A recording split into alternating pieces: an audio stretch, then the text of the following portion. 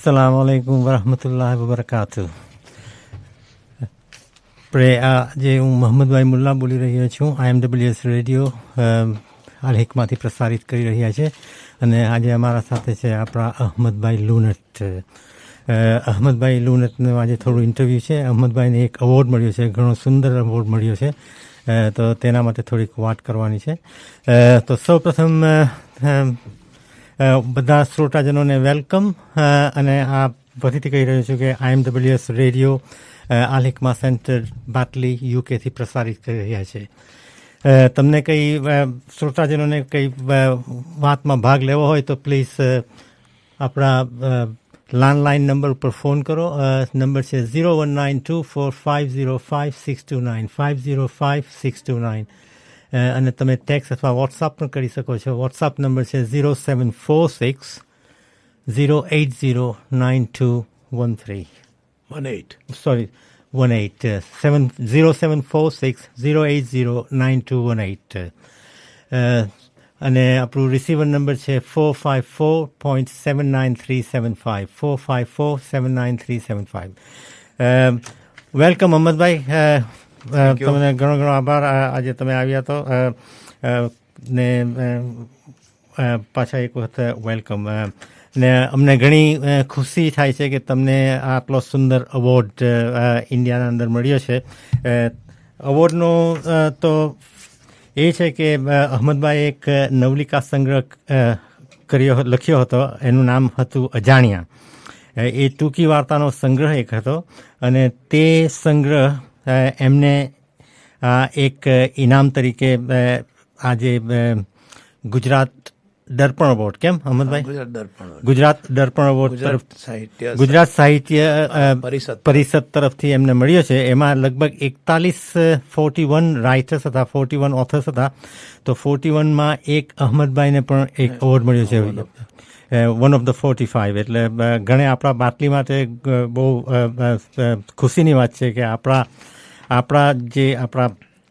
Member છે અહમદભાઈ, અને ઘણા વખતથી તમને તો ખબર છે કે વાર્તા, નાની નાની વાર્તાઓ, ગઝલો ગુજરાતીમાં લખે છે, અને ઘણે પહેલાંથી જ એમને શોખ છે. તો આપણે ઘણી ખુશીની વાત છે, એટલે આજે તેના માટે થોડીક વાત કરવી છે. તો વેલકમ અહમદભાઈ. ઓકે, તો અહમદભાઈ, પહેલાં આજે નવલિકા સંગ્રહ તમે જે લખ્યો છે, નાની ટૂંકી વાર્તાનો, એનું નામ છે જે અજાણ્યા. એમાં ને 2012ના શ્રેષ્ઠ નવલિકા સંગ્રહ તરીકે જે સંસ્થા તરફથી એવોર્ડ મળ્યો છે, તે સાહિત્ય સંસ્થા વિશે જરાક તમે માહિતી આપશો? જરૂર. અસ્સલામુ અલૈકુમ. વાલેકુમ અસ્સલામ. આપણા શ્રોતાજનોને હું હાર્દિક સ્વાગત કરું છું. યસ મોહમ્મદભાઈ, આજે જે મને ગુજરાતી એ જે સંસ્થા છે એનું નામ છે ગુજરાતી સાહિત્ય પરિષદ. કેમ? કદાચ ઇંગ્લિશમાં આપણે એને એમ રીતે કહી શકીએ, Gujarati literary council. Gujarati literary council અથવા ગુજરાતી લિટરરી એકેડમી એક બીજી છે. ઓકે, બે સંસ્થાઓ છે. એટલે આપણે જરા પહેલા લખવામાં કંઈક થઈ ગયો, પણ એનું નામ એ છે ગુજરાતી લિટરરી કાઉન્સિલ. એ આપણી ગુજરાતની મોટામાં મોટી સાહિત્યને લગતી સંસ્થા છે. એમાં જે લોકોના જે પુસ્તકોનું જે રીતે એ લોકો ચેકિંગ કરવામાં આવે, જે મોટા મોટા એ લોકોના સાહિત્યકારો એને જે રીતે નિર્ણય કરે, એ લગભગ ગુજરાતી ભાષાના માટે એક ફાઇનલ જેવું ગણાય, અને ખૂબ પ્રેસ્ટિજિયસ એ એવોર્ડ પણ ગણાય અને પ્રેસ્ટિજિયસ સંસ્થા પણ છે. ઓકે. ગુજરાતી સાહિત્ય અકાદમી જે છે એ એક બીજી સંસ્થા જે દિલ્હીથી ચાલે છે, પણ દરેક સ્ટેટના માટે પાછી અકાદમી હોય છે. બેંગાલની હોય છે, ગુજરાતની હોય છે, એટલે એક જુદું સેક્શન છે. પણ આ ગુજરાતી સાહિત્ય પરિષદ જે છે એ આજથી લગભગ 105 વર્ષ પહેલાં એની સ્થાપના થઈ હતી. એટલે ઘણી જૂની છે. ઘણી જૂની છે. અને એમાં કદાચ તમે જો કોઈને જો ગુજરાતી ભાષાનું જ જ્ઞાન અને નોલેજ અન્ડરસ્ટેન્ડિંગ હોય તો આપણે ત્યાં એક બહુ જબરજસ્ત 4 વિભાગમાં સરસ્વતી ચંદ્ર નામની એક નવલકથા લખેલી છે, ખૂબ ચર્ચિત નવલકથા છે. એના જે લેખક છે ગોવર્ધનરામ ત્રિપાઠી, એ પહેલા પ્રમુખ. અને ત્યાર પછી મોટા મોટા જે ગુજરાતી ભાષાના બહુ મોટા લેખકો, ઉમાશંકર જોશી છે, સ્નેહરશ્મિ છે, એવા જે મોટા મોટા જે કવિઓ સુંદરમ છે, ઉસ્નસ છે, એવા જે મોટા મોટા સાહિત્યકારો છે એ 1 by 1 એના પ્રેસિડન્ટ અથવા પ્રમુખ રહી બનતા ચૂક્યા ગયા. અત્યારના બી જે પ્રમુખો છે એ બધા મોટા સાહિત્યકારો છે. હમ. તો એમાં લગભગ 1936માં આપણા જે મહાત્મા ગાંધી જેને કહે અથવા તો રાષ્ટ્રપિતા ગાંધી કહે એ પણ એક વર્ષ માટે એના પ્રમુખ રહી ચૂકેલા. મહાત્મા ગાંધી આ ગુજરાતી સાહિત્ય પરિષદના પ્રમુખ રહી ચૂકેલા છે. શું વાત કરો? બિલકુલ એ વાત એમની લિસ્ટમાં નામ છે અને એટલા કારણે પાછું એ સાહિત્ય પરિષદનું વેલ્યુ અથવા તો એની જે ઊંચાઈ છે એ ખૂબ મહત્વની બની જાય છે. Very good. કારણ કે ગાંધીજીએ ગુજરાતી ભાષામાં ખાસું કામ કર્યું છે. જોડણી કોષની બાબતમાં પણ એમને ઘણી બધી સલાહો આપેલી છે અને એટલે આ સાહિત્યના સાથે એમણે જોયું કે સંડોવાયેલા રહેતા અને સલાહ પણ આપતા હતા. એટલે એ રીતની આ સાહિત્ય સંસ્થા છે અને એના દ્વારા જે કોઈ સાહિત્યકારને મળે, જે કોઈ એવોર્ડ મળે એ એની લાઈફના માટે બહુ મોટો એચિવમેન્ટ ગણવામાં આવે. બિલકુલ ચોક્કસ. અને સ્પેશિયલી આપણા મુસ્લિમ સમાજના તો બહુ જ ઓછા લેખકો છે, રાઇટરો છે, કવિઓ છે, બહુ ઓછા પ્રમાણમાં છે. આ મેઇન સ્ટ્રીમ જે ગુજરાતી ભાષા છે એનું જે સ્ટાન્ડર્ડ છે, એની જે ભાષાઓ છે, એની શૈલીઓ છે, એના માટે તો ખાસ બહુ જ આપણા લોકો ઘણા ઓછા છે. આ 41 લેખકોમાં 41 લેખકોમાં તમારા સિવાય બીજો કોઈ મુસલમાન ખરા? ના, બલકે તમે જો મને હમણાં ઘણા વર્ષોની હિસ્ટ્રી પૂછે તો બી હું એટલું કહી શકું કે મુસ્લિમ ઓછું જ કોઈને મળ્યા છે આ આર્ટિકલ. તેમાં ખાસ જો હરોળના અંદરમાં અગ્રસ્થાન હોય તો આપણા અડમભાઈ ટંકારવી, એમને લગભગ 4 પુસ્તકનો આજ સુધીમાં મળી છે. 4 પુસ્તક. અને એ બહુ મોટું એચિવમેન્ટ છે. બીજા હિન્દુ લોકોને પણ આટલું નથી મળ્યું. કદાચ એક માણસને 4 પુસ્તકનું મળવું બહુ જ હાર્ડ માર્ક છે. અને અડમભાઈને એમના તરફથી મળ્યું છે અને પેલી અકાદમી જે દિલ્હીની છે ને એની જે ગુજરાતી શાખા છે એમના તરફથી મળી. એટલે એ બહુ મોટા ગજાના આપણા સાહિત્યકાર છે અડમભાઈ. તો આ અકાદમી જે છે, સાહિત્ય કોન્ફરન્સ જે છે, કાઉન્સિલ, સાહિત્ય કાઉન્સિલ, એ ક્યાં અમદાવાદ? ઓકે. એટલે એમનું મુખ્ય કામ શું, મેઇન ફંક્શન? એમનું કામ છે આ જે સાહિત્યમાં આપણા ગુજરાતી ભાષામાં રચાતા પુસ્તકો, એમાં એના તો બીજા પણ કામ હશે, પણ આપણે હમણાં આ ખાલી આ એવોર્ડના પૂરતું જ આપણે સીમિત વાત કરીએ તો ગુજરાતી ભાષાને બીજી અન્ય દરેક ભાષાના અંદરમાં લગભગ બહુ ઘણા પ્રકારના પુસ્તકો તૈયાર થાય. દાખલા તરીકે કવિઓ તો કવિતાઓ લખે, પછી કવિતાના બી અમુક ઘણા પ્રકાર છે. તેવી જ રીતે શોર્ટ સ્ટોરી હોય, લાંબી નવલકથાઓ હોય, કોઈ પ્રવાસ વર્ણન લખે, કોઈ બાળકોના ઉપરની બુકો લખે, કોઈ આધ્યાત્મિક રીતની કોઈ બુકો હોય, ધાર્મિક હોય તે લખે. મતલબ કે પોલિટિક્સની પણ ઘણી બુકો હોય છે, ભાષાને લગતી પણ બુકો હોય. એટલે ઘણા પુસ્તકો વર્ષમાં દર વર્ષે લખે. લગભગ થાઉઝન્ડ્સના હિસાબથી દરેક ક્ષેત્ર, દરેક વિભાગમાં જો ગણવા જાય ને તો ખૂબ પુસ્તકો દર વર્ષે પ્રગટ થાય છે.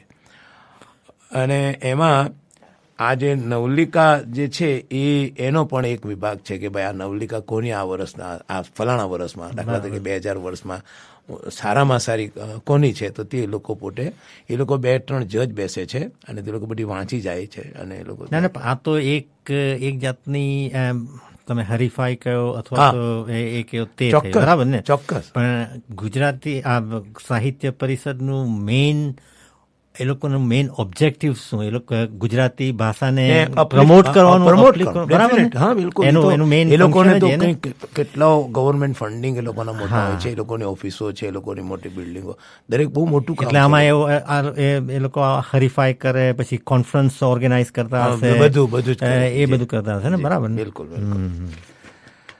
એટલે તે આધારે આપણા માટે આ એક પ્રેસ્ટિજિયસ એવોર્ડ છે. અને મને એમ લાગે છે કે આપણે જે કંઈ વાર્તાઓ લખી છે, મેં વાર્તાઓ લખી છે, એને એ લોકોએ એ રીતે જોઈ છે અથવા તો એમને કંઈક એમાં નવીનતા લાગી છે અને તેના આધારના ઉપર એમણે તે વર્ષના માટેનું શ્રેષ્ઠ પુસ્તક તરીકે એમણે જાહેર કર્યું છે. અને એ 19 તારીખના ઇન્દોર ખાતે, એટલે ઇન્દોર એટલે પાછું મધ્યપ્રદેશ, તો એમાં એને જે 41 જણા છે એ લોકોને એનામાં પણ 3 દાડાની સેમિનાર હોય છે. એના ઉપર ઘણા ટોપિક્સના ઉપર એ લોકો સેશન એ લોકો વાતો કરે છે. એમાં દાખલા તરીકે નાટક હોય તો નાટકના ઉપર બી વાત ચાલે છે, કવિતાના ઉપર, વેરિયસ સબ્જેક્ટના ઉપર એ લોકો બધી સેમિનાર હોય છે અને પછી આ ઇનામ જાહેર કરે છે, બધાના નામ એ કરીને જાહેર કરવામાં આવે છે. એટલે હવે કદાચ તમને એમ થાય કે મધ્યપ્રદેશમાં એટલે આ ગુજરાતી સાહિત્ય પરિષદ જે છે ને એના બે ભાગમાં એ લોકો કામ કરે. એક તો એ કે એક વર્ષે અધિવેશન કરે છે અને બીજા વર્ષે જ્ઞાન સત્ર જેને કહેવામાં આવે એ કરે છે, એટલે જેમાં આ ઇનામો આપવામાં આવે. અને એ ઇનામો આપવાની સિસ્ટમ એ લોકો એવી રાખી છે કે સહેજ નાની જગ્યા હોય કે જ્યાં એ લોકો લઈ જાય છે, અને અધિવેશન બહુ મોટા છે, મુંબઈ, અમદાવાદ, વડોદરા, સુરત એવામાં અધિવેશન એ લોકો રાખે છે. એટલે એમ જરા એ લોકો ડિફરન્ટ આઈડિયા છે કે તે રીતે કરે છે. ઇન્ડોર પણ કઈ નાનું નહીં મળે. ના, ઇન્ડોર બહુ મોટું છે, પણ ગુજરાતી સમાજના નાનો છે. તે લોકોના ઇન્વિટેશન પર ત્યાં બોલાવવામાં આવે. કલકત્તામાં પણ થયેલા છે એ લોકોના, કોઈમ્બતુરમાં ઘણી જગ્યાએ થયેલા છે. એ લોકો બહાર લઈ જાય છે, ગુજરાતના બહાર પણ લઈ જાય છે. તે ત્યાં પેલી ત્યાંની જે સમાજ હોય, ત્યાંના મંડળો હોય, ત્યાંની એસોસિએશન હોય, તે લોકો બોલાવે. ખર્ચો એ લોકો માટે પણ જાય છે. બરાબર. હા, તો 19 તારીખે તમે એવું કહો છો, 19 ડિસેમ્બરના બધાને આ જે ઇનામ છે, પ્રાઇઝ છે એ અર્પણ કરશે. બરાબર ને? તો તેમાં તમારો પણ 41ના અંદર સમાવેશ છે. તમારે પણ જવાનું ઇન્ડિયા. તમને આમંત્રણ મળ્યું હશે? મને આમંત્રણ મળ્યું. એ ઓફિસ સેક્રેટરી તરફથી મને ઈમેલ દ્વારા લેટરથી જાણ કરવામાં આવી કે તમારે ખુશીના સાથે અમે અભિનંદન આપીએ કે તમારી બુકને આ રીતે શ્રેષ્ઠ બુક તરીકે જાહેર કરવામાં આવી છે અને તમે આવી શકો છો. આ બધી ડિટેલ આપેલી છે તેમાં. પણ હવે આપણે તો માજરત, આપણે તો માફી કે આપણાથી જવાયું છે નહીં, એટલે મારા જગ્યાઓના ઉપર ત્યાં બીજા આપણા મિત્રો છે તે કોઈને કોઈ અંદર લઈ લે છે. મેં નહીં, આ ઘણી બહુ મહત્વની વાત કહેવાય આપણા સમાજમાં તે અમનભાઈ, કેમ કે અમારા IMWS તરફથી તમને અમારા ઘણા અભિનંદન. થેન્ક યુ કે આપણા એક મેમ્બર આ પ્રમાણે પ્રવૃત્તિ કરીને, આ લેખિકાની પ્રવૃત્તિ કરીને ઇનામ હાંસલ કર્યું, એ ઘણી મહત્વની મોટી વાત કહેવાય. ને મને ખબર છે ત્યાં સુધી આમાં બરવન જાની, જે અત્યારે અમુક અઠવાડિયા પહેલા જ અહીંયા આવી ગયા હતા, યુકે આવી ગયા હતા, અને આપણા રેડિયો પર પણ એમનો પ્રોગ્રામ થયો હતો. બરાબર ને? એ એક આગળ પડતા લેખક છે, સાહિત્યકાર છે ગુજરાતમાં અત્યારે. તો તેમને પણ એક ઇનામ મળ્યું છે. બરાબર ને? તો એટલે તમારું ને તેવનનું સ્થાન અત્યારે એમ જોવા જાય તો આ ઇનામની દ્રષ્ટિએ એમ એટલે બિલકુલ એમાં જે 41 જણા છે તો તેમાં એમ તો ગુજરાત ગવર્મેન્ટના મિનિસ્ટર છે, એમને પણ એ પણ લખતા હશે, એટલે એમને પણ એક મળ્યું છે. બરાબર. એક એમના જે મેઇન સચિવ છે પાર્લામેન્ટ, જે ગવર્મેન્ટની જે સેક્રેટરીએટ છે તેના એક હર્ષ બ્રહ્મભટ્ટ કરીને છે, તેને મળ્યું છે. જયનારાયણ વ્યાસ કરીને છે, એમના મિનિસ્ટર છે, ઘણા આગળ પડતા મિનિસ્ટર છે, ઘણા જ આગળ, એમને કોઈ બુક માટે મળ્યું છે. પછી આપણા બળવંતભાઈ જાનીએ આપણા શિયા લોકોના કોઈ પીરના ઉપર એમણે એક બુક લખેલી અને તેના આધાર પર એમને મળ્યો છે. એટલે અને ખુશીની વાત છે કે અજાણ્યાની જે પ્રસ્તાવના છે, જે ફોરવર્ડ છે, એ પણ બળવંતભાઈ જાનીએ જ લખેલી છે આની. હા, એટલે હું પછી એમની આગળ વાત આવે ત્યારે કરીશ કે અજાણ્યા વિશે આપણા બળવંતભાઈ જાની કે જેમણે 60 થી 70 પુસ્તક લખ્યા છે. તમને બીજું એક તમને હું પૂછવા માંગુ છું અમરભાઈ, કે આપ જે પ્રાઇઝ તો મળ્યું, બરાબર છે, જી, તમને કોઈ નોમિનેટ કર્યા હતા? તમારું પુસ્તક આ કોઈ આગળ મૂક્યું હતું કે ભાઈ આ પુસ્તકને પણ તમે કન્સિડર કરો કે એના માટે તે એપ્રોપ્રિએટ કેટેગરીમાં? હવે તમે એમાં તે કેવી રીતે, તે જરાક સમજાવો. મને એટલી ડિટેલ નથી ખબર, પણ આને જે આ જે પુસ્તક બહાર પડેલું એ રન્નાડે પ્રકાશન, એના એમાં આપણે વિતરક તરીકે એમનું નામ છે આમાં. ઓકે. તો એ લોકો મોકલી શકે, યા બળવંતભાઈએ ફોરવર્ડ લખેલી એમણ મોકલી શકે, કોઈ ને કોઈ. તો તમને ખબર નથી? ના, મને નથી ખબર. તમને જયારે ઇનામ મળ્યું ત્યારે જ તમને ખબર પડી કે તમને તમારું પુસ્તક? બિલકુલ. એ તો મોટે ભાગે જે પબ્લિશર્સ હોય ને તે લોકો પણ આપણે કુદરતી આપણા જે સેમી ટાઈપના જે પબ્લિશર હતા, રન્નાડે બહુ મોટું પબ્લિશર હાઉસ છે, તો એનું આપણા આમાં નામ છે. તો એમાં કોઈ ને કોઈ આપણે બળવંતભાઈ છે યા કોઈ પણ માણસો એમને, એટલે એ લોકોએ જ આગળ કર્યું હશે પુસ્તક. બરાબર. એ લોકો તે જ રીતે તો જાય. હા, દરેક. હા, બિલકુલ સાચી વાત છે. બરાબર. નહીં, ઘણી આપણને ખબર નહીં, મને તો એટલી ખબર નથી કે મારું કોઈ પુસ્તક કોઈ મોકલવામાં આવ્યું છે કે કેમ છે, કઈ નહીં. તમને ક્યારે ખબર પડી? મને તો ઇનામ જાહેર થવાનો તેના 2-4 દિવસ પહેલા માટે. એટલે તમને કોઈ ત્યાંથી ઈમેલ કર્યો, ટેલિફોન કર્યો? ફોન પર કર્યો કે તમને, એટલે મને ડિટેલ પૂછવામાં આવી પહેલી કે તમારો પુસ્તકનું આ કન્ફર્મેશન છે કે 2012 જ પ્રગટ થયેલું? મેં કહ્યું હા જી. અને ત્યાર પછી બીજા દિવસે 2 કે 3 દિવસ પછી મને ઈમેલ મળ્યો કે તમને કોંગ્રેચ્યુલેશન્સ, કે તમને આ ઇનામ આપવામાં આવે છે શ્રેષ્ઠ વાર્તા તરીકે. એટલે એનો કહેવાનો કે ઘણી નવલિકા સંગ્રહો આવા તમારા જે તે વર્ષમાં પબ્લિશ થયેલા છે એમાંથી આ શ્રેષ્ઠ તમારો છે. અને એમાં પછી મારો ફોટો મંગાવ્યો અને જન્મ તારીખ, કયા ગામમાં બોર્ન થયેલા તેનું ડિટેલ થોડીક માંગી, અને તમારી અહીંયાની સાહિત્યિક પ્રવૃત્તિમાં આજ સુધીમાં કેટલું તમે બુકો તમારી બહાર પડી ગયા કે તે કે. એટલે ત્યાં પ્રસિદ્ધ કરવા માટે? હા, ત્યાં એ લોકો છે ને જેટલા 41 જણાને જે ઇનામ મળ્યા છે ને એની એક બુકલેટ એ લોકો તૈયાર કરે છે. અને તે બુકલેટ દરેક પાછા સાથે તમને ઇનામના સાથે આપવામાં આવે. થોડુંક કેશ રકમ પણ, ચેક પણ આપવામાં આવે સાથે. જી, હવે આપણને તો ત્યાં રૂપીસના ચેકનો તો ઠીક, પણ ઇનામ મળે એ મોટી વાત છે. અને એની ગણતરી અને સાહિત્ય પરિષદનું જેને એ મળે તેને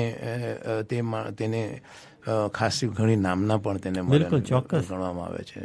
ઘણું મહત્વ છે એનું. ચોક્કસ. એટલે અહીંયા ઇંગ્લેન્ડમાં બુકર્સ પ્રાઇઝ મળે, તમને ખબર સમથિંગ લાઈક, એટલે ઇક્વિવેલન્ટ, એટલે ડાયરેક્ટ કમ્પેરિઝન નહીં, ડાયરેક્ટ આપણાથી દરેક દેશની જુદી જુદી સિસ્ટમ હોય. એક્ઝેક્ટલી. પણ આપણે ત્યાં ગુજરાતમાં આ એક મોટા સમથિંગ એમ તે પ્રમાણે.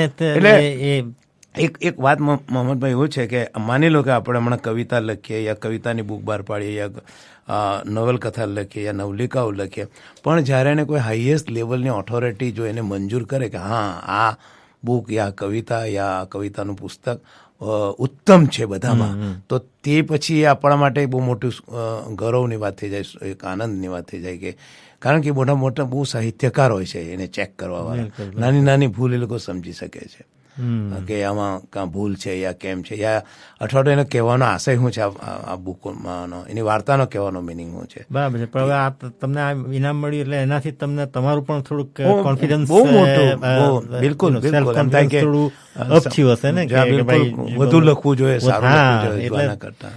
એક્ઝામનો તમને ઇમ્પેટસ મળ્યો ને કે ભાઈ અત્યારે મને વધારે લખવું જોઈએ ને એનાથી વધારે પ્રેરણા મળે. બિલકુલ. હમણાં તમને બીજું કેમ કે એમના સેક્રેટરી છે ડૉક્ટર ઉષાબેન ઉપાધ્યાય આ સંસ્થાના, એમને 40 થી 42 બુક લખેલી છે.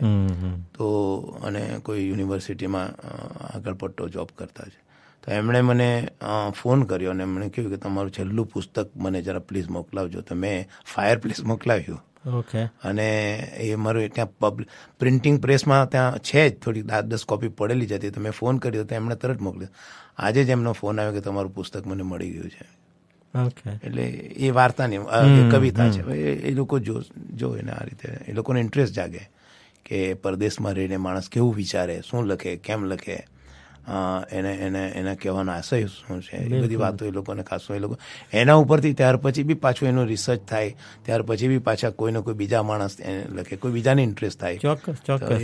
પણ તમારી જાણમાં કોઈ બીજા યુકેના કોઈ લેખકને, સાહિત્યકારને આદમભાઈ સિવાય આગળ કોઈને મળ્યું છે તમારા ધ્યાનમાં કોઈ હોય એવું? તમે જો 2 વાત કરી શકાય, એક તો હિન્દુ ભાઈઓ આપણા અને મુસ્લિમ ભાઈઓ. તો હવે મુસ્લિમ ભાઈઓમાં તો ટોટલ આજ સુધીના અંદરમાં અદમભાઈને જે મેં 4 પુસ્તકનું કહ્યું તે, અને ત્યાર પછી તો કદાચ કોઈ એકાદને મળ્યો હશે, 2 જણ, એટલે કદાચ 2-4 જણા છે ટોટલ મને લાગે. એટલા લેવલ પર કોઈ પહોંચ્યા નથી. ને આપણા હિન્દુ ભાઈઓમાંથી કોઈને મળ્યું છે અહીંયા? નહીં, અત્યારે તો નહીં, અત્યારે નહીં, પણ આજકાલ કોઈને મળી ચૂક્યો હોય તો મને તેની જાણ. તમારા ઓળખીતા કોઈ હોય એવા?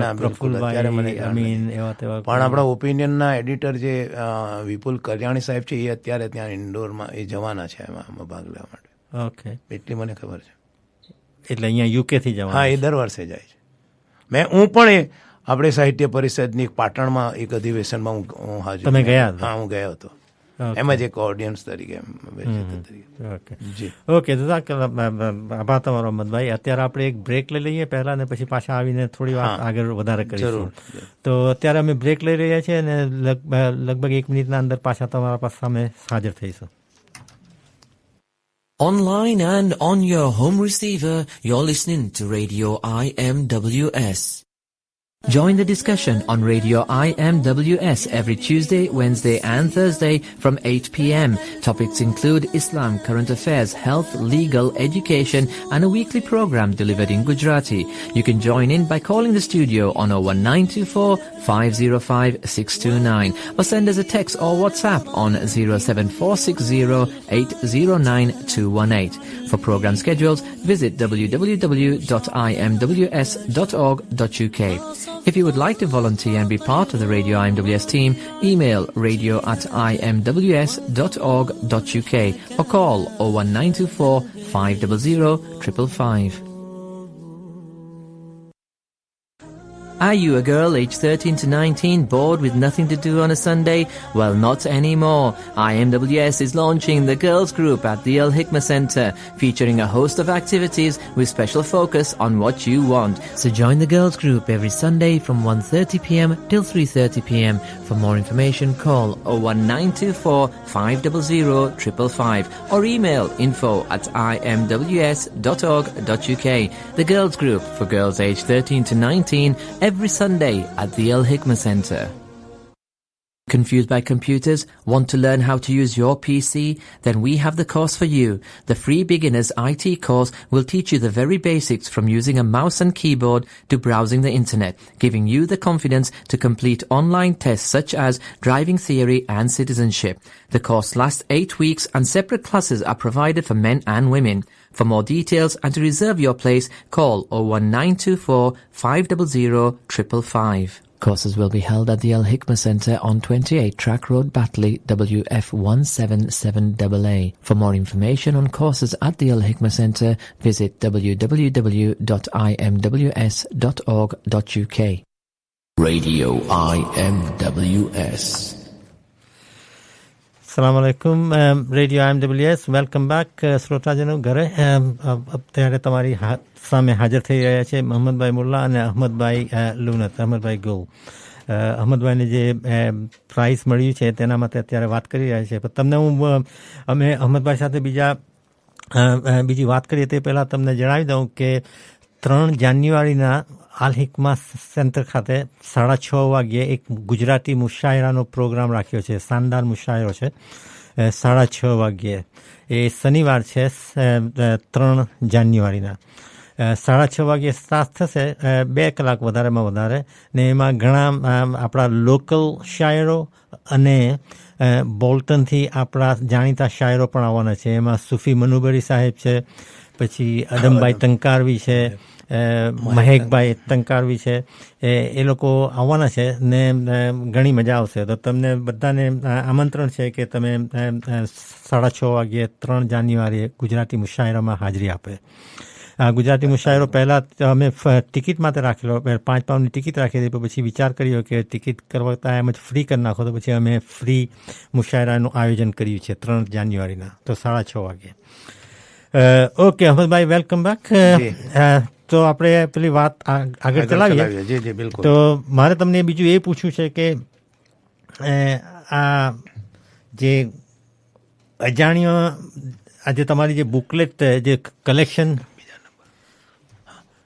જે તમે કર્યું છે કલેક્શન જે લખ્યું છે અજાણ્યાની સ્ટ્રેન્જર એનું નામ છે તો તેના વિશે તમે થોડીક વાત કરશો પહેલાં પછી આપણે પેલા તમને હું પછી મારા થોડાક અંગત સવાલ કરવા છે તો તમે એનું જરાક તમે બતાવો કે આ ઇનામ મળ્યું તો એને લગતું છે તો આપણે એને જરા તમને હું પૂછું કે ભાઈ તમે એના વિશે જરાક બતાવો કે તમારા એ પુસ્તકના વિશે જરા બતાવો કે જરૂર અજાણ્યાના અંદર શું છે એની વાર્તાઓ વિશે થોડુંક અમને માહિતી આપો જી અજાણ્યા જે નવલિકાઓ છે એ મોટે ભાગની આમાં 15 વાર્તાઓ છે 15 વાર્તાઓ છે અને એ આપણા બ્રિટનના જે સમાજમાં જે મુસ્લિમ સમાજને લગતી વાર્તાઓ છે હવે એના માટે મેં જે શા માટે લખેલી છે એની થોડીક વાત છે જે અહીંયા તમને હું વાંચી સંભળાવું છું બહુ શોર્ટમાં સાહિત્ય સર્જન ઉપરાંત ભારતમાં અને પછી છેલ્લા 5 દાયકાથી બ્રિટનમાં હું સમાજ સેવાની પ્રવૃત્તિઓ સાથે પણ સંકળાયેલો રહ્યો છું. આના કારણે અદના માણસોને મળવાની, તેમના સુખ દુઃખમાં સહભાગી થવાની, તેમના સંઘર્ષને નજીકથી જોવાની અનેક તકો મને પ્રાપ્ત થઈ છે. સામાન્ય લોકોના જીવનમાં પણ એવી અસામાન્ય ઘટનાઓ બનતી હોય છે કે આપણા ઉર્મિતંત્રને હલબલાવી મૂકે અને આપણા ચિત્તમાં તીવ્ર સંવેદન જગવે. મારા લોકસંપર્કના ભાગરૂપે હું ઘણીવાર આવી ચમકૃતિપૂર્ણ ઘટનાઓનો સાક્ષી થયો છું. ગુજરાતી કથા સાહિત્ય ખાસું સમૃદ્ધ છે, પરંતુ આપણા સમાજના ઘણા વર્ગો હજુ પણ આપણી નવલકથામાં પ્રતિબિંબ થતા નથી, એનો કોઈ ઉલ્લેખ થતો નથી. એક કારણ એ પણ ખરું કે આ વર્ગો સાથે આપણા સર્જકનો સંપર્ક નહીં પણ હોય, કારણ કે જે લેખક છે એ આપણા મુસ્લિમ સમાજમાં સાથે કોઈ ખાસ બહુ સંપર્ક નહીં હોય. આપણામાં છે વધારે લેખક નથી તો તેનો સંપર્ક નહીં થવાનો. કોઈ બીજી હિન્દુ ભાઈઓ તો આપણે સમાજમાં આવીને કંઈ આપણે જાણવાના નહીં ને, એટલે તે વાત છે. આપણે હવે આપણી વાર્તાઓમાં અસ્પૃશ્ય રહેલા વર્ગોમાં મુસ્લિમ ગુજરાતી સમાજ તથા ગુજરાતી ડાયસ્પોરાનો પણ સમાવેશ થાય છે. આ વર્ગો સાથેના મારા ઘનિષ્ઠ અને જીવન સંપર્કથી મારામાં જે સંવેદન જાગ્યા તેને નવલિકા સ્વરૂપ રજૂ કરવાની ખેવનાથી આ વાર્તા સર્જાય છે. એટલે જે મને આમાં એક બીજું મહત્વ તમને કહું, 15 જે વાર્તાઓ છે એમાં બે પાંચેક મેં બાદ કરતા જે મારી કલ્પનાથી મેં લખી છે, આપણા સમાજના આધાર પર લખી છે, પરંતુ ઘણી મોટી ભાગની વાર્તાઓ જે એ સત્ય ઘટનાના પર જ આધારિત છે. જે મને સત્ય ઘટના નજરે પડી, જે મારા જીવનમાં મેં જોયું અને તેને મેં વાર્તાના રૂપ લખવાની ટ્રાય કરી, અને તે રીતની પણ ઘણી વાર્તાઓ બની છે. જો આપણે વાર્તાને 1 by 1 જાય બહુ લાંબુ થઈ જશે, એટલે આપણે તમે એમાંથી થોડી એક બે એનું સમોચન આપો. બિલકુલ એનો ટૂંકમાં વાત કરું. હવે આજે આ વાર્તાઓના વિશે જે છે ને તે આપણે બળવંતભાઈ જાનીએ શું લખ્યું છે એ થોડુંક કહી જાઓ. એ તમે જરાક કહી. અને રવિન્દ્ર પારેખ કરીને આપણા બહુ મોટા નવલિકા લેખક છે નવલિકાના, એમણે આ પુસ્તક વિશે શું લખ્યું છે એની બે વાત કરીને પછી આપણે આગળ કરીએ. આમાં જરાક એમની ભાષા જરાક અઘરી છે, હું કદાચ કોઈને આપણા શ્રોતાજોને સમજ પડે તો તેના માટે હું થોડીક એને જરાક પાછી સિમ્પ્લિફાઈડ કરી નાખું. એમણે આ વાર્તાના માટે લખ્યું છે કે બ્રિટિશ ગુજરાતી મુસ્લિમ સમાજ વિષય સામગ્રી તરીકે સ્થાન પામે અને વાર્તાઓ આલેખાય ત્યારે તેનું સંવેદન વિશ્વ અને વર્ણન વિશ્વ કેવું આગવું સૌંદર્ય વિશ્વ સર્જે છે તેનું ઉદાહરણ આ અજાણ્યા વાર્તા સંગ્રહ છે. એટલે એમ કે જે આ વાર્તાઓ કુદરતી રીતે જે બનતી જાય છે તો એના અંદરમાંથી જે એને જે લખવાની યા બતાવવાનું માંથી જે ખૂબસૂરતી પેદા થાય તેમણે કહ્યું કે તે આ વાર્તાઓ છે. આ વાર્તાઓ માટે આજ સુધી અજાણ્યો રહેલો આલોક અને અજાણ્યા ચહેરાનો પરિચય પ્રાપ્ત થયો. તળ ગુજરાતી વાર્તા પરંપરામાં પણ આ વાર્તાઓ ઘણી મહત્તા ધારણ કરશે, કારણ કે ગુજરાતી મુસ્લિમ સમાજનું ચિત્રણ કરતી બહુ થોડી વાર્તાઓ આપણે ત્યાં હતી અને તેમાં ઉમેરણ રૂપે બની રહેશે. ડાયસ્પોરા કવિ અહમદ ગુલનું વાર્તાકાર અહમદ ગુલ તરીકે સ્વાગત કરતા હું પ્રસન્નતા અનુભવું છું. એટલે આપણા સમાજને લગતી વાર્તાઓ ઘણી ઓછી લખાય છે, સાહિત્ય ઘણું ઓછું લખાયું છે, અને એ માટે ખાસ કરીને પહેલાં સૈદાએ આપણા સમાજને લગતી મરહુમ સૈદાએ 1-2 નવલકથાઓ પણ લખી હતી. હવે આ રવિન્દ્ર પારેખે એમના માટે એવું લખ્યું છે. એમની જરા ઓળખાણ આપી દો ને. રવિન્દ્ર પારેખ એ બહુ મોટા ગુજરાતના સાહિત્યકાર છે, અને એમણે ઘણી નવલિકાના પુસ્તકો, કવિતાઓ ઘણું લખ્યું છે, અને એમણે આ સંગ્રહ મોકલવામાં આવેલો તો એમણે એના ઉપર થોડીક વાત લખેલી. તો તે થોડીક 1-2 લીટી હું આપણને જરાક વાંચી સંભળાવું છું કે અહમદ ગુલ આપણા જાણીતા ગઝલકાર છે. તેમણે અછાંદસ પર હાથ અજમાવ્યો છે અને તેઓ ભારતીય છે અને છેલ્લા 5 દાયકાથી બ્રિટનમાં વસે છે. સમાજ સેવામાં સંકળાયેલા હોવાને કારણે ગુજરાતી સમાજ ઉપરાંત બ્રિટનના પણ પોતાના તથા અન્ય સમાજના લોકોને મળવાનું એમને બન્યું છે.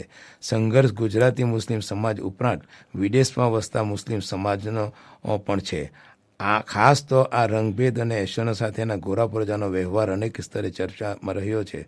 સામાન્ય લોકોની અસામાન્ય વાતોમાં લેખકને રસ પડ્યો અને એમણે વાર્તાઓ લખવાની શરૂ કરી. ગુજરાતી સાહિત્યમાં ભારતમાં અને તેમાંય ગુજરાતમાં તેમજ વિદેશમાં બ્રિટનમાં વસતા મુસ્લિમ સમાજની વાતો અહમદભાઈએ કહેવી હતી. એટલે એમણે સમાજને પ્રતિબિંબિત કરતી કથાઓનો સ્વતંત્ર સંગ્રહ આપ્યો, તે છે અજાણ્યા. એમણે લખ્યું, એક આગળ એમ પણ લખ્યું છે કે મુસ્લિમ સમાજ આખા એ સંગ્રહમાં અગાઉ ખાસ પ્રગટ થયો નથી, આ પહેલી જ વાર બનવા પામ્યો છે. એટલે એક ખાલી આમાં કોઈ હિન્દુ પાત્રને લગતી કે હિન્દુ સમાજને લગતી કોઈ વાર્તા નથી, ખાલી મુસલમાનના સમાજને લગતી. એમણે એમ કહ્યું કે આખા સંગ્રહમાં મુસ્લિમ સમાજને લગતી વાર્તાઓનો આ કદાચ પહેલો સંગ્રહ હોઈ શકે. કોઈ એટલું ખેડાણ કર્યું કે એટલું કર્યું નથી આજ સુધીમાં. આપણા ગુજરાતના અંદરમાં આપણો મુસ્લિમ સમાજ બહુ મોટો છે, પણ એને લગતી, એમના જીવનને લગતી, એમના વ્યવહારને લગતી કોઈ ખાસ લખાયું નથી. અને જે બહુ મોટું એક ખાલીપો કહેવાય, બહુ મોટું આપણામાં એ છે કે આપણા તાના સાહિત્યકારો, જે ગુજરાતના મુસલમાન સાહિત્યકારો છે, એમણે એમના તરફ ધ્યાન દોર્યું નથી. અને આ કારણે તેમને પણ લખવાની કદાચ વિચાર આવશે કે આપણા મુસ્લિમ સમાજને લગતી વાર્તાઓ કે બીજું લખવાની ખાસ જરૂરત છે. હવે અહમદભાઈ, વાર્તા શું છે કે આપણા જીવનમાં કે ડેલી આપણી જોવાતી જિંદગીમાં આપણે જે જોઈએ, જે બનાવ બને, એને વાર્તાના રૂપે આપણને કહેવું, એ જ એક વાર્તા છે. અને એને એટલે આપણા સમાજનું પ્રતિબિંબ પાડે, આપણા સમાજનો એક આઈનો છે કે એમાં કેવા બનાવ બને છે, કેવી રીતે બને છે. આપણે થોડીક એના ઉપર વાત કરીએ. દાખલા તરીકે એમાં એક વાર્તા એવી આવે છે, એવી બની છે, મેં બનાવી છે કે જે મેં બિલકુલ કદાચ તમારા મારા ના આજુબાજુ રોજની બનતી વાત છે. એક આડખીલી કરીને એક વાર્તા, છેલ્લી વાર્તા છે. આમાં આડખીલી વાર્તાના અંદરમાં મેં એવું લખ્યું છે કે એક અહીંયાથી છોકરી ઇન્ડિયામાં શાદી કરવા જાય છે. એને પસંદ છે છોકરો, એના મા બાપને પસંદ છે, અહીંયાના મા બાપને પસંદ છે. બંનેને મ્યુચ્યુઅલ અન્ડરસ્ટેન્ડિંગથી લગ્ન નક્કી થાય છે. અને જ્યારે એ વિઝા માટે જ્યારે એક જમાનામાં વિઝાની બહુ તકલીફ પડતી હતી, તે જમાનામાં મેં આ વાર્તા લખેલી. લાંબી વાર્તા છે, લગભગ 10-12 પાનાની. પણ એટલે એ જ્યારે વિઝા માટે જાય છે તો એને વિઝા મળતી નથી. અને એ જ્યારે ત્યાં 3 મહિના રહે છે, ત્યાર પછી ત્યાં કાગળ આવે છે ઇન્ડિયામાં કે સોરી, તમારો. સલામ આલેકુમ. વાલેકુમ સલામ. મોહનભાઈ. હાજી, હું ઇસ્માઇલ લાજી બોલું છું. હા ઇસ્માઇલભાઈ, કેમ છો? સોરી, તમારા પ્રોગ્રામમાં વિઘ્નરૂપ થઈ ગયો છું. નહીં, કઈ વાંધો નહીં. ખરેખર તમે અમરભાઈની જે કદર કરી રહ્યા છો, અમે તો આપણા છે, આપણે સોસાયટીના રહેવા છે, અને આપણે અમે જેટલી કદર કરી એટલી ઓછી છે. અને ગુજરાતી ટાઈમ્સ ફોરમના ફ્રેન્ડ અને સેક્રેટરી વાત કહી રહ્યો છું કે જયારે વખત તમને જે હિસ્ટ્રી કહી ને, સાહિત્ય પરિષદ બહુ એકેડેમી, બહુ મોટી સંસ્થા છે ગુજરાત મશહૂર. અને અદમભાઈ, આદિત્ય સિવાય અને અહમદભાઈ પ્રથમ છે આપણા વાળા લોકોમાં. તો આપણે જેટલી મોબાઈલ આપીએ એટલો ઓછો છે. અને આપણે એમની ખૂબ કદર કરીએ અને આશા બી રાખીએ કે એવાની જે લખવાની જે એ છે એ બિલકુલ ચાલુ રહે. તમે કહો કે પેગામમાં દર મહિને એવન કેટલું સરસ સુર લખે છે. અને અમારી જે બુક બી છપાઈ રહી છે હાલમાં, અહમદભાઈ ઘણી મહેનત કરી છે. તો હું તમને બરાબર આપું, સોસાયટી માટે તમને બરાબર આપું, અને અમને ઘણી મુબારકબાદ. આપણે કે આપણી ભાષા, આપણા કલ્ચર જે સચવાઈ રહે, આપણા ગુજરાતી ભાષાથી છે. તો હાલમાં મને અફસોસ એ વાતનો છે કે આપણા લોકોમાં એ વાત ઘણી ઓછી થઈ ગઈ છે. લખવાનું, વાંચવાનું નિયલી ભૂલાઈ ગયું છે. એટલે જ મેં કહ્યું ઇસ્માઇલભાઈ, ખૂબ દાન આપવું જોઈએ, મુબારક આપવું જોઈએ. એટલે જ મેં કહ્યું ઇસ્માઇલભાઈ, મેં એટલા જ માટે કહ્યું કે આ અહમદભાઈના જે એવોર્ડ મળ્યો છે એનાથી ઘણો ફરક પડશે કે આપણને આપણા લોકોમાં થોડું લખવા વાંચવાનું ઘણું ઓછું છે, તો એનાથી લોકોને થોડીક પ્રેરણા જેવું પણ મળે ને. ઓકે, જઝાકલ્લાહ. થેન્ક યુ ઇસ્માઇલભાઈ, થેન્ક યુ. હા અહમદભાઈ, સોરી, એક ફોન કોલ આવ્યો હતો. હા જી, એને ફોન ચાલુ. તો એને જ્યારે એ જે છોકરી અહીંયાથી જાય છે, દાખલા તરીકે એને જ્યારે નામાં જવાબ મળે છે ત્યારે એને કેવી તકલીફ થાય છે એને અને પેલા છોકરાને કેવી જાતની તકલીફ થાય છે એ વાત મેં એ આખી વાર્તા એના ઉપર લખાઈ. એટલે આ એક સત્ય ઘટના બની હતી તેના ઉપર એક નહીં, આપણા સમાજની અનેક ઘટના જયારે રિજેક્ટ કરવામાં આવે એટલે આપણે ના ભાઈ આ તો તમારા એટલે એમ સત્ય ગણવાની જ. એટલે તેના ઉપર તમે બેઝ કરી છે પર્ટિક્યુલર કેસીસના આધાર પર નથી, પણ આવા જે બનાવ બને છે એમાં એનો મેસેજ એમાં એ જાતનો છે કે અગર છોકરા અને છોકરી રાજી છે, ફેમિલી રાજી છે, તો એક અંગ્રેજ ઓફિસરને એને ના કહેવાનો અધિકાર શું? એ એક એમાં ચેલેન્જ છે આ વાર્તાના અંદરમાં. અને એમાં એની જે તકલીફ થાય છે એને જો ભાષાના રૂપે જે મેં રજૂઆત કરી છે એ જો અત્યારે આપણે એમ જોઈએ તો તે એ જ્યારે એરમાં બેસતી વખતે જે વિચાર કરે છે કે દૂર દૂર આશાની એક ઝાંખી જ્યોત ટમટમી રહી હતી અને તે હતી અપીલની જ્યોત, પણ હવે બધું જ અનિશ્ચિતતાના આરે આવીને ઊભું છે. એક ઓફિસરના નિર્ણય મારી જીવન નૈયાને હચમચાવી મૂકી છે. એરમાં બેસતા પહેલાં વસમી વિડા વેળા મેં ભગ્ન દિલે અને આંસુભરી આંખે અમજદ તરફ એક નજર કરીને જોઈ લીધું, ન જાણે છેવટનું હશે કે કેમ. આ જાતની જે આ વાર્તા જે છે એ લખે છે કે એ પ્રશ્નનો ઉત્તર મારી પાસે કોઈ ઉત્તર નથી અને એર અમને લઈને ઉડી રહ્યું હતું અને હવે અમને એ ભારતથી દૂર લઈ જશે, અમજદથી હજારો માઇલ દૂર લઈ જશે. હું વિચારતી રહી કે હવે ફરીથી અમજદને મળી શકા કે. ઘણું સરસ. હા, એ આખી વાર્તા તમે વાંચો ને તો તમને એ એક વાર્તા છે. તેવી જ રીતે આપણે મેં એક તો પ્રત્યક્ષ મારા આધાર પર મેં જેને કોઈને સહાય કરેલી, મદદ કરેલી એની એક વાર્તા છે. તેમાં એટલે તે શાના વિશે છે? તે એવું છે કે એ એક આપણા તે જમાનામાં 60s જમાનામાં આપણે જ્યારે અહીંયા થરીઠામ થવા આવ્યા, કમાવા આવ્યા, ત્યારે એક ભાઈનો મગજનો અસમતોલ પડવાના કારણે એમને કોઈ જોબ નહીં મળ્યો, નોકરી નહીં મળી અને એના કારણે એમની જે હાલત હતી, ખરાબ હાલત, તો એકવાર એમને રાત્રે ઘણે મોડે એક આપણા જે ટેલિફોન બૂથ છે એમાં પડેલા મેં જોયેલા અને તેમાંથી હું એમને ઉઠાવી લાવ્યો ઘરે રાતના 2-3 વાગે. અમારા મિત્રોને ત્યાંથી આવતો હતો વોરવિક રોડથી. તો એને મને એમાંથી મને થયું કે આ વાર્તા આના પરથી એક વાર્તા બની શકે છે અને એ મેં શોધ નામની વાર્તા, એટલે શોધ કે જે માણસ અહીંયા શોધ માટે આવ્યો હતો પોતાના જીવનની ડિસ્કવરી માટે, પોતાના જીવનના ફ્યુચરના ભવિષ્યના માટે, અને તેની હાલત આ જો બની શકતી હોય તો તે મેં એ વાર્તા રૂપે એક લખી છે. તેવી જ રીતે દાખલા તરીકે તમને ખબર છે કે આપણે ત્યાં જ્યારે સેલ પડે અને એ સેલના અંદરમાં જે આપણા ખાસ કરીને એશિયન લોકો ત્યાં ઝપાઝપી કરે ને એક એવું ચિત્ર ખડું થાય કે જે આપણને ઘણી વખત શરમ પણ આવે, જોઈને પણ શરમ આવી જાય. તો એના ઉપરથી મેં એક વાર્તા લખી હતી.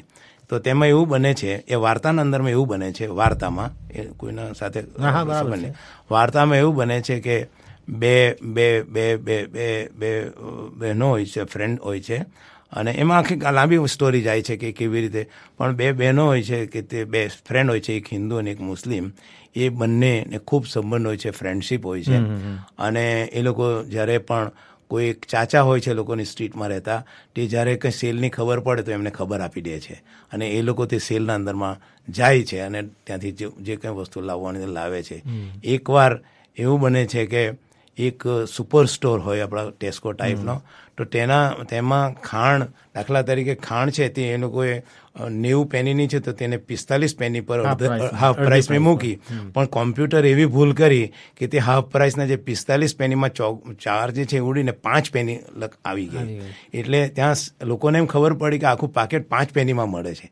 એટલે ત્યાં જે પરમ પડીને ટોળાઓને જે તૈયાર થાય તેના અંદરમાંથી એ લોકો જેટલો જે લે છે અને ચેકઆઉટના ઉપર નીકળે. પણ એની સાથે એમના જ વિસ્તારમાં રહેતી એક બેગમ હોય છે, તેનો એમને ઝઘડાઓ થાય છે અને તે કોઈ કારણસર પહેલેથી ન ઝઘડો હોય છે. તો ત્યારે એ જે પેલી બેગમ જે છે, જે પાવરફુલ છે, સ્ટ્રોંગ છે, તે એમ વિચારે છે કે આ વખત હું એ લોકોને સેલના અંદરમાં હું જીતીને જ આવીશ એમ, એટલે હું એ લોકો કરતાં પહેલી જઈને લઈ આવીશ. બરાબર. તો એ જાતની જે વાર્તા છે, તો તે મેં એક વાર્તા લખી છે અને તેમાં છેવટે કોને નાકામી થાય છે અને કોણ લઈને આવે છે. અને પછી એમાં એવું બને છે કે ખૂબ ટોળું થઈ જાય છે તો પેલો મેનેજર વિચાર કરે છે આ કેમ છે, તો એ લોકો જ્યારે કોમ્પ્યુટર પર જઈને તપાસ કરે છે તો તે તપાસ કરતાં ખબર પડે છે એમને કે આ ભૂલ થયેલી છે, એટલે અડધેથી બંધ કરી દે છે. અને એમાં જે પેલી બે બહેનો જે છે તેની એક તેમાંથી જે માલ લઈને નીકળી જાય છે અને તે પાછળ ફરીને એક વિજયના રૂપે જોવે છે કે મેં મારી વિક્ટરી થઈ છે. તો એ એક આખા એ વાર્તા મેં લેવા લીધી છે. એ બહુ નવીનતા છે બધી વાર્તાઓ. ઘણો સરસ. ઓકે, અત્યારે આપણે એક બીજો બ્રેક લઈ લઈએ અને પછી બ્રેક પછી આપણે પાછા આવીશું અને પાછી થોડી આગળ વાત જરૂર. ઓકે, અત્યારે અમે બ્રેક લઈ રહ્યા છીએ અને લગભગ 90 સેકન્ડમાં પાછા આવી જઈશું. Online and on your home receiver, you're listening to Radio IMWS. Join the discussion on Radio IMWS every Tuesday, Wednesday and Thursday from 8 p.m. Topics include Islam, current affairs, health, legal, education and a weekly program delivered in Gujarati. You can join in by calling the studio on 01924 505 629 or send us a text or WhatsApp on 07460 809 218. For program schedules, visit www.imws.org.uk. If you would like to volunteer and be part of the Radio IMWS team, email radio@imws.org.uk or call 01924 500 555. Are you a girl aged 13 to 19 bored with nothing to do on a Sunday? Well, not anymore. IMWS is launching the Girls Group at the Al Hikmah Centre, featuring a host of activities with special focus on what you want. So join the Girls Group every Sunday from 1:30 p.m. till 3:30 p.m. For more information, call 01924 500 555 or email info@imws.org.uk. The Girls Group for girls aged 13 to 19 every Sunday at the Al Hikmah Centre. Confused by computers? Want to learn how to use your PC? Then we have the course for you. The free beginners IT course will teach you the very basics from using a mouse and keyboard to browsing the internet, giving you the confidence to complete online tests such as driving theory and citizenship. The course lasts 8 weeks and separate classes are provided for men and women. For more details and to reserve your place, call 01924 500 555. Courses will be held at the Al Hikmah Centre on 28 Track Road, Batley, WF177AA. For more information on courses at the Al Hikmah Centre, visit www.imws.org.uk. Radio IMWS. Assalamu alaikum warahmatullahi wabarakatuh. Radio IMWS તમારી સેવામાં અત્યારે પાછા અમે હાજર થઈ રહ્યા છે મોહમ્મદભાઈ મુલ્લા અને અહમદભાઈ લુનત.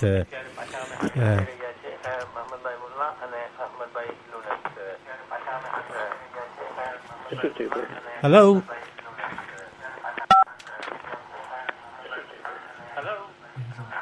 હેલો, અસ્સલામ વાલેકુમ.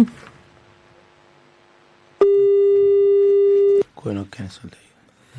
સોરી, અત્યારે કોઈનો ફોન આવતો હતો આપણા એક શ્રોતાજનનો ને પાછો ફોન કનેક્ટ થઈ ગયો. પ્લીઝ પાછા તમે ટ્રાય કરો ને ઇન્શાલ્લાહ તમે થ્રુ થઈ જશો. તો આપણે અહમદભાઈ વેલકમ. હેલો, સલામ. વાલેકુમ સલામ. ભાઈ, ધીસ ઇઝ ડોક્ટર રાજપુરા. ઓ ડોક્ટર, કેમ છો? અલ્હમ્દુલિલ્લાહ. જઝાકલ્લાહ, તમે ફોન કર્યો તો. બોલો ડોક્ટર. હા, અલ્હમ્દુલિલ્લાહ. મુબારક, ખાસ તો અહમદભાઈ ને મુબારક. અહમદભાઈ મુબારક. ડોક્ટર સાહેબ. અને ખાસ મારે એ કહેવું છે કે આ તો જે એમની નવલકથાઓ છે એ આપણા માટે ઇતિહાસ છે, હિસ્ટ્રી છે. બિલકુલ, ચોક્કસ હિસ્ટ્રી છે એમ. તો એ હિસ્ટ્રી કહેવાય. અને આ આપણી આવતી પેઢીને જયારે 100 વર્ષ પછી કે 200 વર્ષ પછી કહેશે કે આપણી શું હાલત હતી અને શું પ્રોબ્લેમ હતા, એ આ નવી પેઢીને ખબર ના પડે તો આ તો એક ઇતિહાસ છે. અને ઇન્ડિયન વેલફેર સોસાયટી અને કઈ રીતે એ રાખે અને બધાને બતાવે, તો આ સંગ્રહ આપણે કઈ રીતે અપનાવી લઈએ એ બહુ અગત્યનું મારી દ્રષ્ટિએ કહેવાય. ચોક્કસ તમારી વાત 100% રાઈટ છે ડોક્ટર. આ મારી દ્રષ્ટિએ આપે વર્ડ વાપર્યો હરીફાઈ, આમાં હરીફાઈ નથી હોતી. આપણી સાહિત્ય પરિષદ છે એ તો એ જોવે છે કે આ બધી નવલકથાઓમાં કોણ સારું છે, એમાં કોઈ હરીફાઈ હોતી નથી. અને એમને લાગે જે આ તો એટલા મોટા સાહિત્યકારો છે, એમને લાગે કોણ બેસ્ટ છે એને જ આપવામાં આવે છે. સાચી વાત છે. મારા તરફથી, નાબીલા તરફથી અહમદભાઈને ખાસ મુબારક. અને અહમદભાઈ ને એ પણ કહું કે ઇન્શાલ્લાહ તમને અલ્લાહ તંદુરસ્તી ઓર આપે અને આવું જ લખ્યા જ કરો. અને જે આખો બાટલીનો હિસ્ટ્રી પણ એક આપણે પાસ રાખવો જોઈએ. ચોક્કસ અમરભાઈ સાંભળ્યું ડોક્ટર સાહેબ તમારી વાત સાચી છે. અને ઘણું બધું લખાઈ પણ ચૂકેલું છે અને ઇન્શાઅલ્લાહ જિંદગી રહી તો હું ઘણું આપણે લખવાનો પ્રયત્ન કરી રહ્યો છું અને લખીશ ઇન્શાઅલ્લાહ. મને ખુશી છે કે ડૉક્ટર સાહેબના બે આટલા મીઠા શબ્દોથી મારામાં ઉત્સાહ ખરેખર મારામાં વધારો થશે અને હું એમનો અને આબિદાબેન બંનેનો આભારી છું. અને ફ્રેન્ડ ઇસ્માઇલે પણ ફોનની જે કર્યો વાત કરી ફોન પર તે ખરેખર હું એમનો પણ આભારી છું. હા આપણે ઓકે ડૉક્ટર જઝાકલ્લાહ તમે ફોન કર્યો હતો ને આભાર. હા એકાદ વાર્તાની બીજી બે એક વાર્તાની વાત કરવી છે. ઓકે વાલેકુમ સલામ. જી એક વાર્તા કરું છું. હા અમરભાઈ તમે એક વાર્તા એવી કહેવામાં આવે છે કે એક અંતરિયાળ નામની એક વાર્તા છે. શું નામ છે? અંતરિયાળ. તો એમાં એવી વાત બને છે કે એક ભાઈ ઇન્ડિયામાં 60s જમાનામાં ખૂબ ગરીબમાંથી પણ પોતાની કંઈ જમીન કે વેચીને મહેનત કરીને એને દાદા એને બાપ એને અહીંયા મોકલાવે છે. અહીંયા ખૂબ સ્ટ્રગલ કરીને એ થોડા ઘણા પૈસા કમાય છે અને એ પૈસામાંથી એ ત્યાં જમીન લેવાનું શરૂ કરે છે ઇન્ડિયામાં અંદર. એમના કોઈ હિન્દુ ફ્રેન્ડને કહે છે કે તે જમીન લેતો જાય છે અને એને ત્યાં થોડીક જમીન તૈયાર થઈ જાય છે. અહીંયા આવ્યા પછી એની શાદી થાય છે, છોકરાઓ થાય છે અને એ છોકરાઓ જ્યારે મોટા થાય, શાદી થઈ જાય છે બંને છોકરાઓની, અને એ છોકરાઓને વહુ આવે છે અને એ જ્યારે એની ઉંમર ઘટપણ જ્યારે આવી જાય છે ત્યારે એ એમ વિચાર કરે છે કે ચાલો મારે મારા છોકરાઓને લઈને ત્યાંની જમીન હું આપી આવું, બધી એને નામ પર કરી દઉં. એ ઇન્ડિયામાં જાય છે અને બધી જમીનો જે કરોડોની જમીન બની જાય છે આજના વેલ્યુ પ્રમાણે એ એમને નામે કરી દે છે.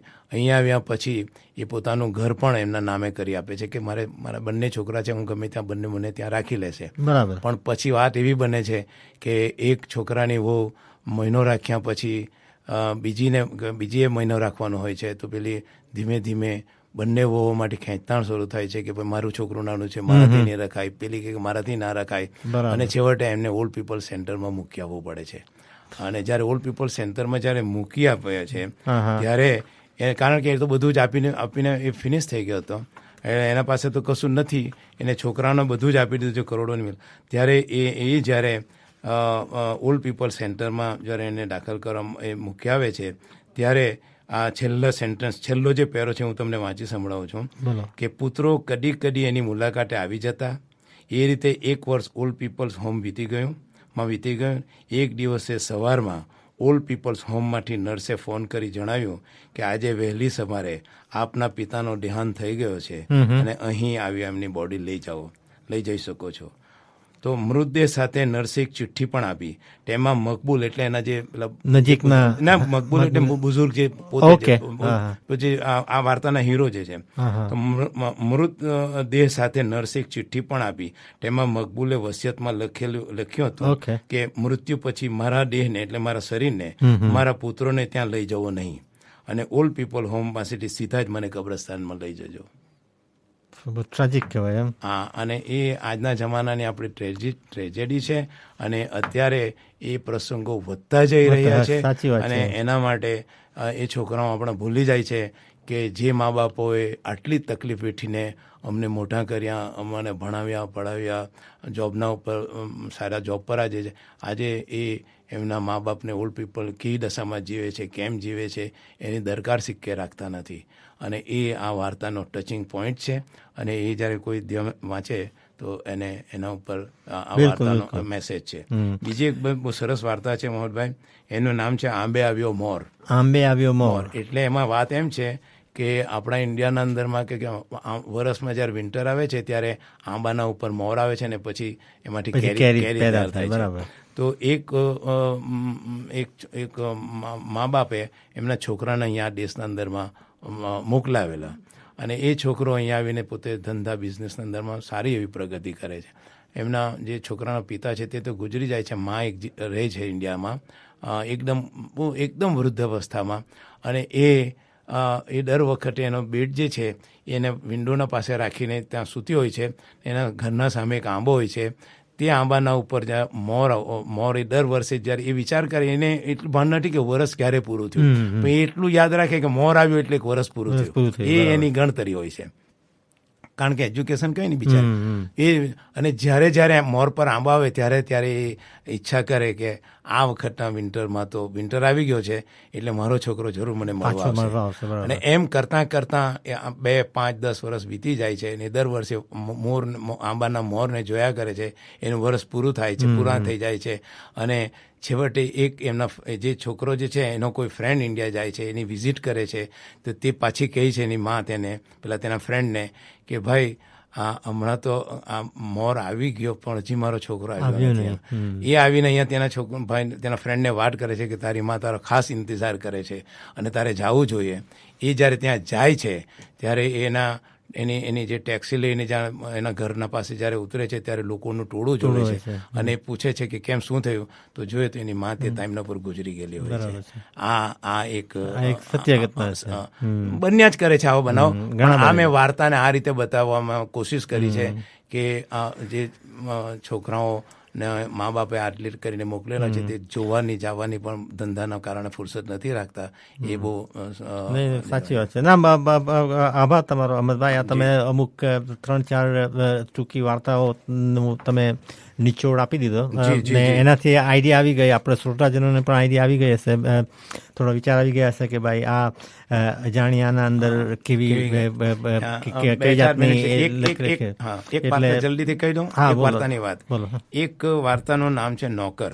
એ વાર્તામાં એવું આવે છે કે એક ભાઈ અને એનો નાનો ભાઈ હોય છે. તો મોટો ભાઈ એને સખત મહેનત, ગામડાની વાત છે, સખત મહેનત કરીને એને ભણાવે છે. પોતે ખાતો નથી, પોતે કંઈ કરતો જ નથી, અને કપડાં પણ 2 જ રાખેલા છે. અને મોટો ભાઈને એનો મોટો ભાઈ એના નાનો ભાઈ જ્યારે ભણે છે અને ભણતા એટલો આગળ નીકળી જાય છે કે એને એ એરમાં એરનો પાયલોટ બની જાય છે. બરાબર. ને જ્યારે એરનો પાયલટ બની જાય છે તો આખા ગામના અંદરમાં ખુશીની લહેર ફેલાઈ જાય છે કે આપણા ગામનો એક છોકરો એટલો હોનાર ગયો છે. ને એના ભાઈને પણ ખુશીનો પાર નહીં કે મેં ભણાવ્યો અને મારો ભાઈ આજે એરનો પાયલોટ બને છે. પણ એક વખતે એ ગામના અંદરમાં એરના બધા પાયલોટ, એના ફ્રેન્ડ અને બધી જે પેલી એર હોસ્ટેસ હોય છે એની એક વાનના અંદરમાં 7-8 લઈને ગામને જોવા માટે લઈ આવે છે. અને ત્યાં એનો ભાઈને બહુ ખુશી થાય છે, મંડપ જેવું સજાવે છે, ખાવાનું તે બધા લોકોને એકઠા કરે છે. અને એમાં જે એક એર હોસ્ટેસ હોય છે તો એ પેલો મોટો ભાઈ જે છે એ ખુશીથી પેલી કંઈક ચા કે બીજું પાણી લઈને, ખાવાની વસ્તુ લઈને ઉતાવળો જાય છે. અને ત્યાં એનો કોઈના સાથે ધક્કો લાગે છે અને એમાં જે ચા યા કાંઈ બીજી વસ્તુ છે, ખાવાની વસ્તુ છે, એ પેલીની સાડીના ઉપર ઢોળાય છે. તો એ ગુસ્સામાં થઈ જાય કે આમ ઇડિયટ જેવો માણસ કોણ મને જાણે જોતો નથી. તો એ પેલો જે પાયલોટ જે છે એનો ભાઈ છે પોતાનો, તો એને એ કહે છે કે જો ને આ માણસે મને આવું કર્યું છે, મારી સાડી બગાડી નાખી, એમ જોતો નથી. તો જે નાનો ભાઈ છે, જે પાયલોટ છે, જેના માટે પેલા પોતાનું બ્લડ આપેલું છે, તે પેલી જે એર હોસ્ટેસ છે તેને એમ કહે છે, હશે તો એવું બને, નોકર તો એવા જ હોય છે. એમ એટલે પોતાના ભાઈને એને કહેતા શરમ આવી કે મારો ભાઈ છે. એટલે પોતાનું સ્ટેટસ જાણે એટલું ઊંચું થઈ જાય છે, પણ એ ભૂલી જાય છે કે તેના જે પોતાના મોટા ભાઈની મહેનતથી જે આગળ આવ્યો છે, જે પ્રાપ્ત કરી તે ટાઈમના ઉપર. તો પેલો જ્યારે જે પેલો ભાઈ એ શબ્દ સાંભળે છે, મોટો ભાઈ, અને એને ત્યારે એમ થાય છે કે આ જમીન જો ફાટી જાય તો એમાં દટાઈ જાઉં, એમ એવી જાતની ફિલિંગ હોય છે.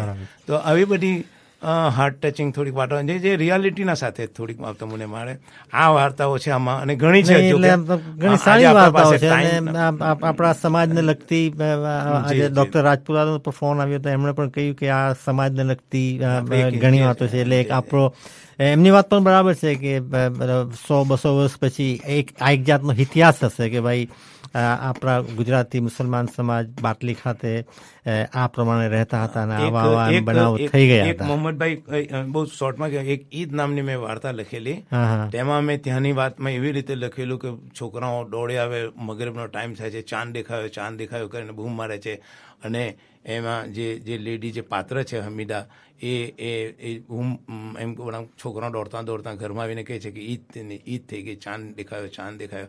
એ ખૂબ નારાજ થઈ જાય છે કે ઈદનો ચાંદ આ 29 કેમ કરીને દેખાયો, આજે શા માટે 29માં થયું, અગર 30 પૂરા થતે તો હું એક રોજો વધારી શકતે, અને જાણે કે મારા માટે તો હું ભૂખી જ છું, મને તો ખાવાનું જે કેટલા દિવસથી મળતું જ નથી, તો એક રોજો મારો વધતે, તો એમ પણ તો ભૂખી જ રહું છું એમ.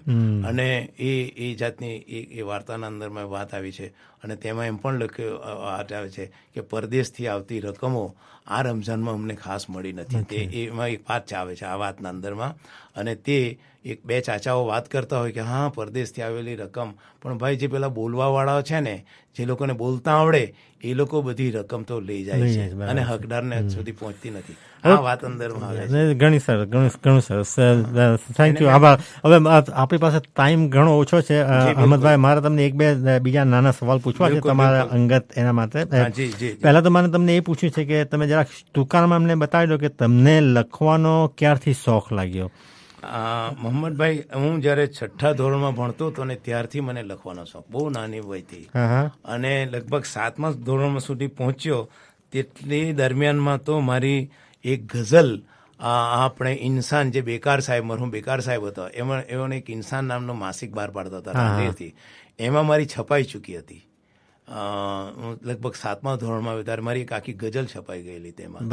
એટલે એ ટાઈમથી મને શોખ લાગ્યો હતો, અને ધીમે ધીમે પછી મારો એમાં શોખ વધતો ગયો. એટલે એમ તો તમે એમ ગઝલકાર તરીકે તમે સ્ટાર્ટ થયા? હા, તો પછી આ તમે ઓરિજિનલી ગઝલકાર તરીકે સ્ટાર્ટ થયા હતા, જાણીતા છો, અને તમે તો પછી વાર્તા કેવી રીતે તમે લખવાનું વિચાર્યું? બહુ સરસ તમારો સવાલ છે ને. એમાં પછી હું હાઈસ્કૂલમાં જ્યારે મારો અભ્યાસકાળ આવ્યો, હું હાઈસ્કૂલમાં ભણવા ગયો, તો મને વાર્તા લખવાનો કંઈક શોખ થયો, તે દરમિયાન શોખ થઈ ગયો. અને ત્યારે મેં એક ડોરબેલ નામની એક વાર્તા લખી, આપણો જે ઘરનો બેલ આવે છે એના ઉપરથી આજે મને વાર્તાનો થીમ યાદ નથી, પણ તે મેં એક વાર્તા લખેલી ને તે અમારા હાઈસ્કૂલ, ચીખલી હાઈસ્કૂલના જે વાર્ષિક મેગેઝિન આવે એમાં પ્રસિદ્ધ થયેલી.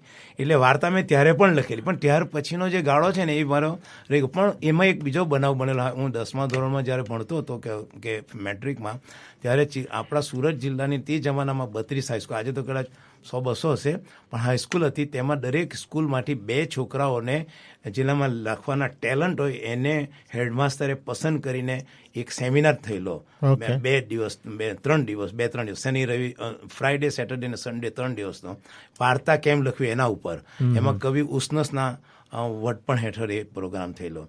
તો તેમાં 32 હાઈસ્કૂલના 2 સ્ટુડન્ટને પિક કરવામાં, તો તેમાં અમારી ચીખલી હાઈસ્કૂલે મને મોકલાવેલો, અને એક અમારા સાથે હિન્દુ છોકરો હતો.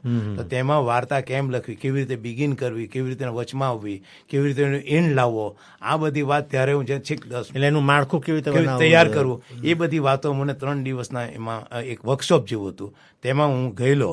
પણ કમનસીબે યા સારા નસીબે કે કોઈ બી, ત્યાર પછી મેં ગઝલ પ્રત્યે જ વધારે ધ્યાન આપ્યું બ્રિટન આવ્યા પછી, અને ગઝલના લગભગ 5-6 સંગ્રહ મારા તૈયાર થયા.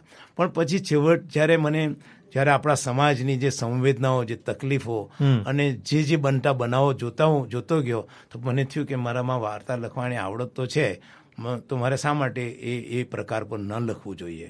એટલે પછી મેં ધીમે ધીમે થોડી કરીને વાર્તાઓ મેં લખવાનું શરૂ કર્યું. જેમ જેમ બનાવો બનતા ગયા હું જોતો ગયો, અને ત્યાં એટલે અત્યારે તમે બંને વાર્તા પણ લખો છો અને ગઝલ પણ લખો? ના, હમણાં તો અત્યારે તો મારો ટોટલ મૂડ જે છે ને એ મારી પોતાની આત્મકથા લખવા પર છે. અને મારે જેવી રીતે અત્યારે વચમાં આપણે ફાયર પ્લેસ નામની જે છાંદસ કવિતાઓ મારી બહાર પડી, એવી જ એક મેં આખા વિશ્વના બનતા બનાવોના ઉપર મેં થોડાક 25-30 કાવ્યો લખેલા છે. એનું ઇંગ્લિશ મારે કરાવવાનું છે. દાખલા તરીકે સ્લમ ડોગ મિલિયનરની વાત, યા તો પછી 0 ગ્રાઉન્ડ છે. તો તો એ ઝીરો ગ્રાઉન્ડની મેં વાત કવિતામાં એ રીતે લખી છે કે દર વર્ષે આપણે આ ઝીરો ગ્રાઉન્ડનો યાદ કરીએ છીએ અને જે ગુજરી ગયેલા મરી ગયેલા માણસોને જે નિર્દોષ બિચારા હતા એને આપણે જરૂર યાદ કરી રહ્યા છીએ. પણ ત્યાર પછી એ જે બ્રિટન અને અમેરિકાની જે ગવર્મેન્ટે જે અફઘાનિસ્તાનના ઉપર હુમલો કરીને એટેક કરીને હજારો માણસને ત્યાર પછી મારી નાખ્યા, તો એ લોકોનો ઝીરો ગ્રાઉન્ડ ક્યાં છે? બરાબર છે. એવા ટાઈપની મેં ઘણી કવિતાઓ લખેલી છે મોડર્ન જમાનાની, અને એને આપણે મારે થોડુંક ટ્રાન્સલેશન કરવાનું બાકી છે.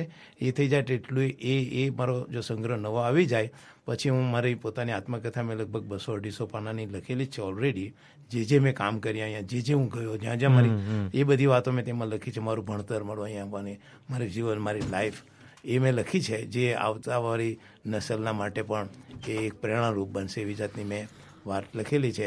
તેનું પણ ટ્રાન્સલેશન કર મોટો પ્રોજેક્ટ છે, કદાચ મોટી રકમ. જઝાકલ્લાહ, તમારો ઘણો ઘણો આભાર અહમદભાઈ. હવે ટાઈમ થઈ ગયો છે એટલે અત્યારે જવું પડશે. તમારો નહીં, તમને ફરીથી એક વખત IMWS સોસાયટી તરફથી તમને અભિનંદન અને આપણા સમાજ તરફથી પણ અભિનંદન અને મારા પર્સનલ પણ તમને અભિનંદન. ઘણો ઘણો આભાર. આ એક તમે મને તક આપી એ બદલ હું આપનો અને IMWS રેડિયોનો હું ખાસ આભારી છું. અને આ વાત અધૂરી થોડીક રહી જાય છે મને એમ લાગે છે અત્યારે તો, પણ ફરીથી કોઈક વાર મોકો મળશે તો આપણે ફરીથી ભેગા મળીશું.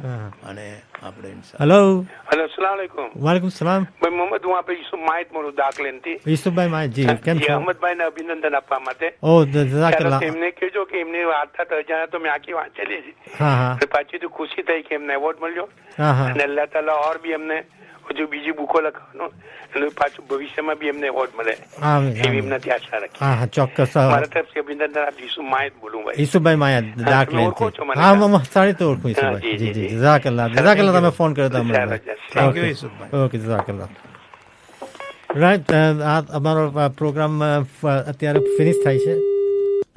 અમારો પ્રોગ્રામ અત્યારે ફિનિશ થાય છે, તો ઇન્શાલ્લાહ હવે નેક્સ્ટ વીકે અમે મળીશું રફીકભાઈ દબાત સાથે. નેક્સ્ટ વીકે અમારો પ્રોગ્રામ છે આપણા ઇતિહાસના ઉપર, ઇસ્લામિક ઇતિહાસના ઉપર. અમે નેક્સ્ટ વીકથી અમારો પ્રોગ્રામ ચાલુ થાય છે 8 અઠવાડિયા માટે.